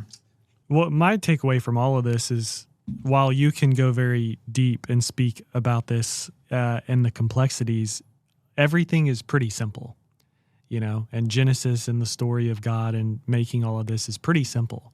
So the answer to things a lot of times is not extreme complexity. It's just that, eat what God gave you, read the Bible, learn the Bible, all things that what I see, I'm Christian, been raised Christian. Most Christians don't know. They don't know they don't take care of their temple. They are pounding soda and getting diabetes. And, I'm not judging those people, but I do think that you have to connect all the dots and everything is connected. Yeah. Because if you don't have your health, what do you have? Right. Are you taking care of your temple so you can connect with God, find your purpose, and, you've obviously found your purpose, which is very important. And I think a lot of Christians, hopefully listening, look into this and learn it. I certainly am, because I want to brush up on what I actually believe. But like you said, people are hearing this maybe for the first time, and they're committing their lives to God, which is just incredible to see, you know? Yeah. I think it's so important to be willing to ask, why do I believe this? Right. And if evolution is one of those things, then, explain why you believe evolution. And sometimes that introspection is revealing. Yeah. If Well, soda's good for you, explain that. Yeah, explain that. In the debates, they tell me that the layers of the earth are different ages, and if you go to the bottom of Grand Canyon, like this book says, you look back through hundreds of millions of years. I flew to the bottom of Grand Canyon in a helicopter, paid the tourist kind of stuff, I looked at my watch. It was the same date as it was when I was at the top. I did not go back hundreds of millions of years. The same day. How did that happen? This is pure baloney. Grand Canyon, you don't look back through time. You look down at a hole in the dirt. Here it is. All this water drains through Grand Canyon, clear up from Wyoming. Wow. That's the drainage pattern, okay, for the Colorado River. Drains through Grand Canyon. Here's Grand Canyon, a gash right here across northwest Arizona, right there. Kaibab Plateau there's Grand Canyon. Here's the Kaibab Plateau. It's a big ridge like a wrinkle in your carpet. Grand Canyon cuts across it. The top of Grand Canyon, you can see the snow line showing the high elevation snow line. The top of the ridge is 6,900 to 8,500 feet above sea level. The river enters the canyon at less than 3,000 feet. Rivers don't flow uphill. That was a giant dam.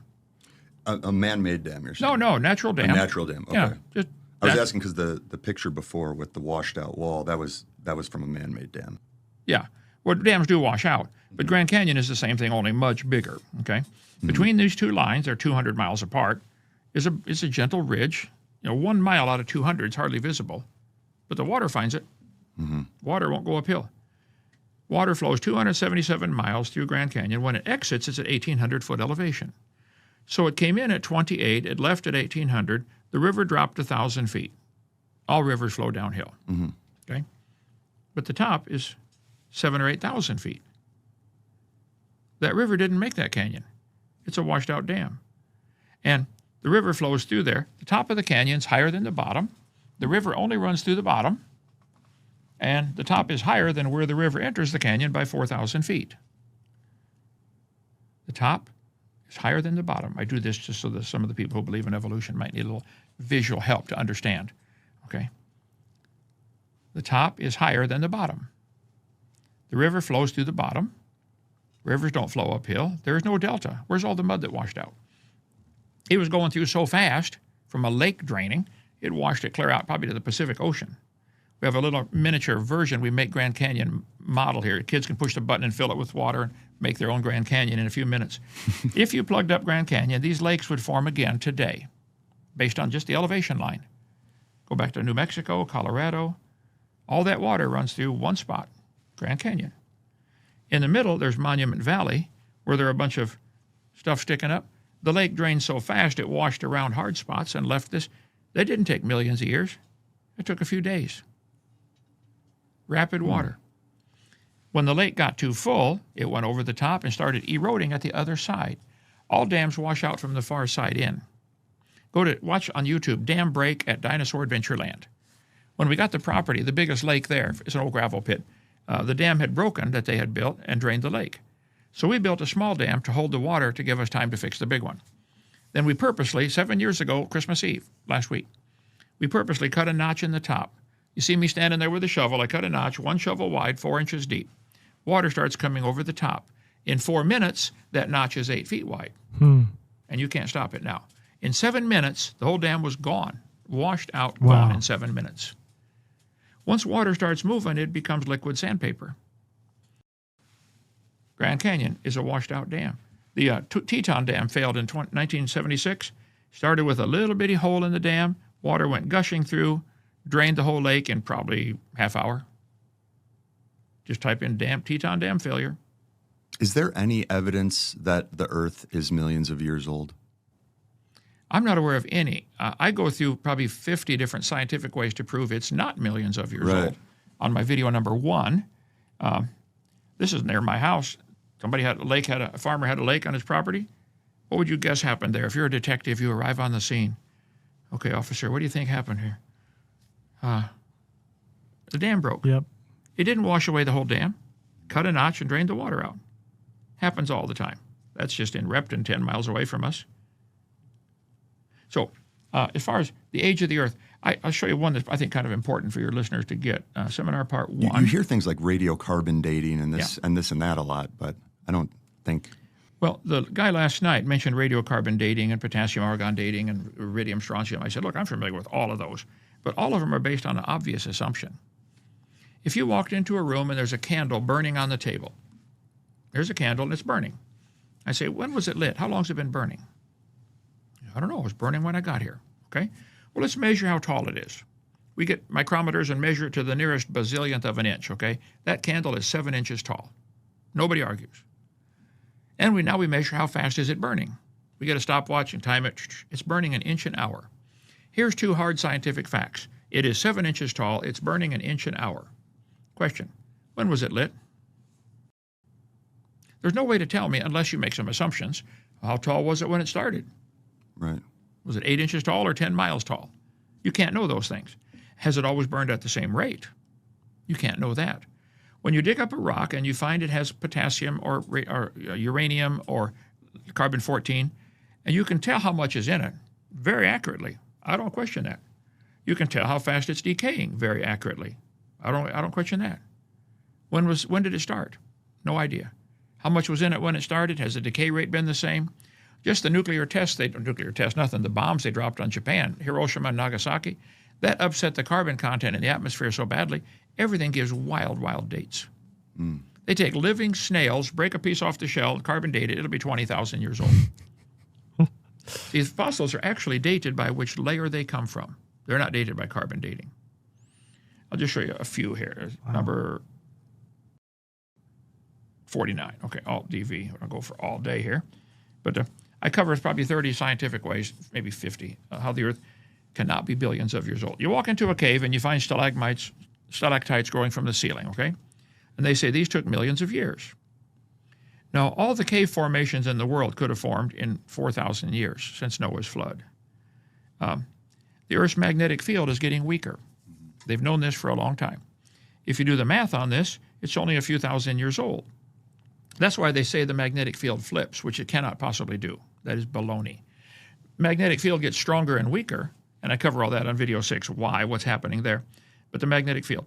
The Earth, water runs off the mountains, off the ground, into the oceans and brings with it mineral salts. Evaporation takes out just the water.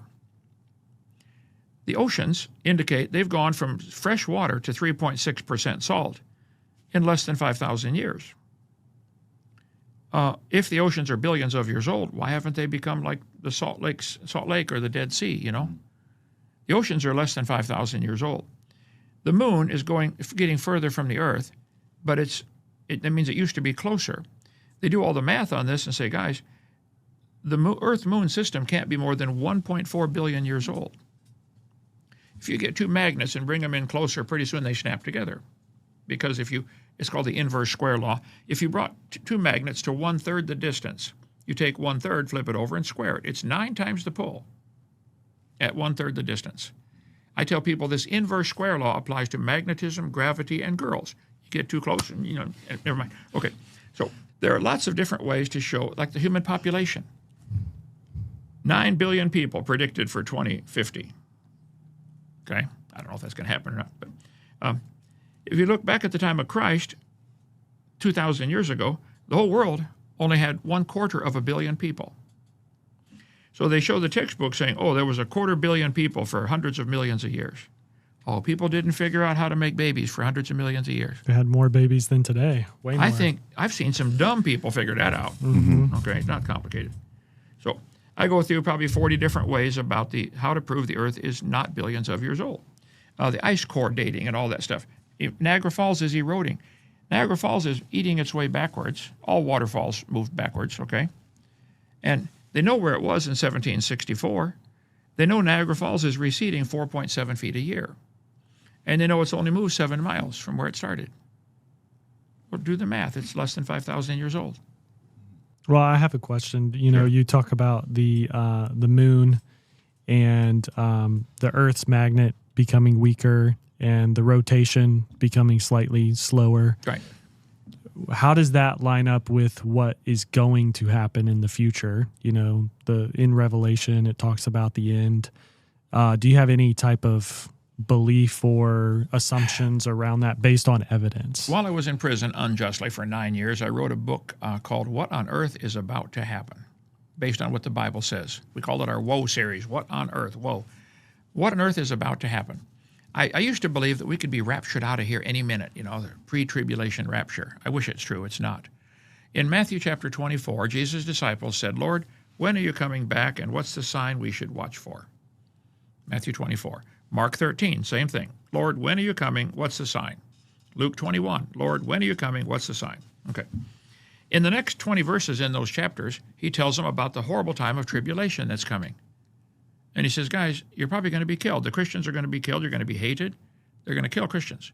And then at the end of the tribulation, I'm coming back when the sun and the moon go dark. It's mentioned 10 times in the Bible, the sun and the moon going dark. Revelation 6 is the last one. So we're here up until Revelation 6:12. We're here for the first few seals. I believe it's going to get really bad. Christians better realize you're probably going to lose everything, including your life, in the next couple of years. So the disciples felt that way, going out spreading the gospel. They knew, hey, go as far as we can until they kill us. We're so busy worried about, you know, taking care of things here on earth, we forgot the real reason. Yeah. You mentioned a couple times about, you know, prison and things like that. Are you able to kind of speak to that at all and what happened? I got nothing to hide. Yeah, I mean, I'm curious because some people listening, like you said, you on YouTube, you're one of the most hated people. So some people watching, listening, there may be certain people who leverage that. You know, what happened? They want badly to discredit me in some other area, so they don't listen to my creation. It wouldn't matter who I was. I could be Al Capone. Right. If I'm teaching the truth on creation, that wouldn't matter, okay? What happened, we had a lot of college students working at our ministry, and they'd come whenever they could for a couple hours between their college schedule. So we kept cash on hand. We paid them cash, and they paid their own taxes, okay? So every 2 weeks, my wife would go down. One of the trustees of the ministry said, Kent, Congress passed a law. If you take out over $10,000 from your bank, the bank has to fill out a form called a cash transaction report. They can fill out all the forms they want. I don't care. Okay. So the drug dealers who are dealing in cash, they would go in the morning and take out $9,500, go in the afternoon, take out $9,500, and the bank would not fill out the form. They would not trigger the bank to fill out the form. So Congress passed another law in their great brilliance and says if you do 2 transactions in one day that are less than $10,000, but they total over $10,000, you have now structured your transactions to evade the reporting requirement. We never did that. Once every 2 weeks, my wife would go to the bank, take out $9,500 to keep cash on hand for paying all the bills we did around there. Okay, right down the road here. That's good. Okay, and so once every 2 weeks, several times took out over $10,000, and the bank filled out their form. I don't care about the bank filling out a form. Nothing. I've never taken drugs of any kind. Never tasted alcohol. I'll be 71 in a couple of days, January 15th. Okay, so when they came in and arrested me for structuring, 45 times they said you took out less than $10,000. Yeah, we never did over 10,000, and if they did over 10, they'd fill out their form. It's a form the bank has to do. So my attorney said, Kent, don't even give a defense. There's no crime here. You didn't do anything wrong. Have you ever taken out less than $10,000 out of your bank? Oh yeah.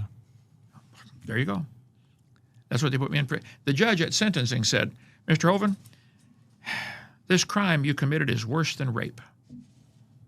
Normally you get 6 months for structuring. I'm going to give you 10 years. We paid the $4,000 to get this transcript of the trial so we could do an appeal. You got to do the appeal within 12 months. They waited 14 months to give me the transcript and changed it. They took out the worse than rape stuff. Wow. 8 people signed affidavits said, I heard the judge say that. The judge, who's still on the bench down here, I believe, Margaret Casey Rogers, she's the one who did it. She was the judge in my trial, gave me 10 years in prison for taking our own money out of our own bank. The YouTube or the website, KentHovinIsInnocent.net, has all the details. I did not commit a crime. And because I was saying in my seminar about how evolution is behind the New World Order. And somebody asked me in the comments, what about IRS? I said, well, IRS is a private company. It's not part of the government. Yeah, it is. Yeah, it's a private company. If you owe a tax, pay it. I've never been a tax protester. I paid tax getting gas on the way down here. Okay? You paid tax when you got the bottle of water, didn't you? I'm not against it. You got to have taxes to run. I'm not a tax protester. I believe everybody should obey the law, including the government. That gets them angry. So we're still fighting it. We're going to put in a, what do they call it? Some kind of motion that says this was totally wrong conviction. It's got some Latin name. Error coram nobis. And they would have to, if they're honest, they would have to overturn my case from 17 years ago, pay me damages for taking away everything for 9 years. That's going to be a bunch of money. I've never had a new car in my life. I think I'm going to buy a new motorcycle when Nice. So you're about to be 71? Yeah. You look pretty young. I mean, looks like what do you do to take care of yourself? I take a lot of vitamins and minerals. I try to avoid things that are harmful to the health. I get exercise. I jump to conclusions a lot. That's good exercise, you know. Run down the boss. That's good exercise. I don't know. God's just been really good. You know, he's been amazing. So that's awesome. Is there anything you could have done different in hindsight to prevent what sounds like a crime? No. They didn't. I had no clue they were even looking at me, okay, because I wasn't doing anything wrong. Right. And so they came, and the U.S. attorney spent 5 years. And the reason that when they came in and said, get every DVD number 5, The Dangers of Evolution, that's the clue. That's what they're really wanting, is to shut me up. One paralegal guy spent 15 or 18 months investigating everything. He read every document. He redid the channel, the website, KentHovind.innocent.net. He said, they broke 100 laws to put you in prison. Wow. They went through 3 juries. The first two juries refused to find me guilty. They kept calling new juries till one found me guilty. Jury shopping. That's illegal. How do they do that when they they got the guns? Find somebody who is compromised and I don't know. Okay. While I was in prison, they moved me 32 times. No way. They call it diesel therapy. They shut this guy up, hoping during transfer one of the goofy inmates will kill you or something, you know. So you moved 4 times a year-ish? 5 times? Yeah. Started right here in Pensacola. My family could come see me, and ended up in New Hampshire, Colorado. I was all over the place. California. Wow. And a lot of time locked on a bus, you know. But hey, I held Bible study 4 times a day. I led 800 men to the Lord. Answered over 8,000 letters. Led, you know. Half the Bible's written from prison. I didn't like it. I don't want to go again, but hey, God's good. Yeah, you made the most of it. Yeah. We appreciate you coming on. Well, thank you for having me. I didn't know about your show. But come on anytime. It's 70 miles. I'll drive down. Yeah, yeah. Come up right across the interstate, Lenox, Alabama. It's a town about that big. You have to get a magnifying glass to find it. Yeah, that'd be great. Last question. For someone who's listening to this and inspired to start developing a deeper relationship with God, what would your recommendation be? Where do they start? The first thing you do is you got to get born into God's family. You got to become one of His kids. And to do that, you have to, John chapter 3, Jesus said you have to be born again, okay? When you got born the first time because of what somebody else did, okay? You had nothing to do with getting born. You probably didn't even know what's going on, okay? Mom and Dad did the work, paid the bills, went through the pain, and you got a free gift of life. Jesus did everything, and we just have to accept it. If I take a seed like an apricot seed, I want to grow an apricot tree. I lay it on top of the ground, nothing will happen. The ground has to receive it before it can do its job. If I open up the dirt, stick the seed in, now the seed can do the magic of growing the tree. We're like the dirt. Jesus is the seed. When you invite Him in, He starts growing from the inside, making you into a whole new person. So February 9th, 1969, one guy said, Kent, are you going to heaven? I said, I don't know. I've been baptized, catechized, circumcised, homogenized, pasteurized. You know, what else you got to do? He said, have you ever sinned? Have you ever broken God's laws? I said, well, yeah. He said, well, then you're going to hell. I said, wait, won't God put my stuff on a teeter-totter, you know, good against the bad? He said, what judge on earth would do that? If you went to court and said, Your Honor, I did murder that guy, but look at all the people I did not murder. Surely my good outweighs my bad. They'd laugh at you. Well, okay, we won't punish you for the good, we'll just punish you for the bad. If God gave you what you deserve for the sins you've committed, you'd be in serious trouble. See, what's it take to go to heaven? Perfection. And none of us can do that. So Jesus was God in the flesh, said, I'll do it for you. He lived a perfect life, let them crucify him, and his sacrifice now pays for my sins. See, there's only two religions in the world, Cain and Abel.